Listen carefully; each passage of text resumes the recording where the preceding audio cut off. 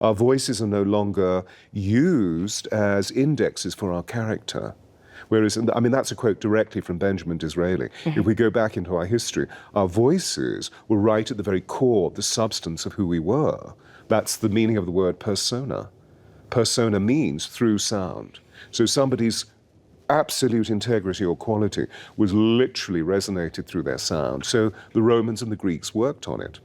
So when they've looked at studies of people and their comfort or discomfort with others, whether it's societal, racial, class, etc., the one thing that binds people and that allows people to trust one another, more than color of skin, more than social status, is their speech. If they hear a voice that resonates with them, they can go into a state of relaxation and trust, even if the person is very, very different. Above all things, it's voice, it's speech. Well, sound is at the core of creation. I mean, we all know this, whether we're civilized, so-called civilized, living in civilized societies, or as an indigenous people. Sound is right at the very core. And you have to have the sound that is familiar, in this sense of what I was talking about, the sound that is familiar to you, regardless of all other circumstances, is the person that you will most trust. Familiar to us, meaning we have to fit in. That's right. And so the majority of people, That is right. well, this is really what we're talking about, this field of resonance that's been created, which has shifted really since the, well, let's say the beginning of the 20th century, but has certainly shifted since the end of the Second Great War of the world.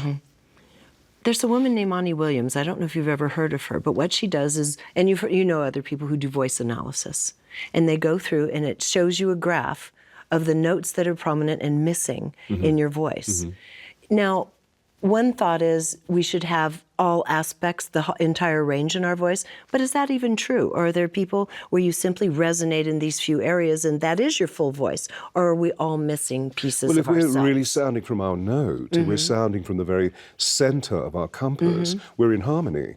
So if we're in harmony, it means that we have access to every single part of our range, to every single part of our being. But if we're just living in here, then all we do is resonate this way, rather than going through the whole of our bodies. Yes. So this is the voice of the emotional resonance. This is the voice, I believe, of the persona, which literally means through sound. We use in relation to personality, which is the word that we use to describe the very quality of somebody's being. Actually, what we're doing is talking about their sound.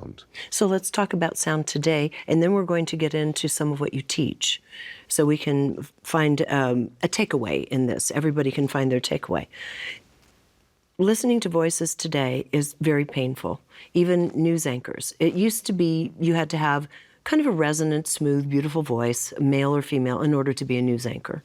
Whether it's in England, Germany, France, the United States. Now we're hearing a lot of what you just did, those parliamentarian types of very nasally, tight voices. They almost have an edge that sounds a little mean to them. They're so tight. What is going on with that particular phenomena in both men and women?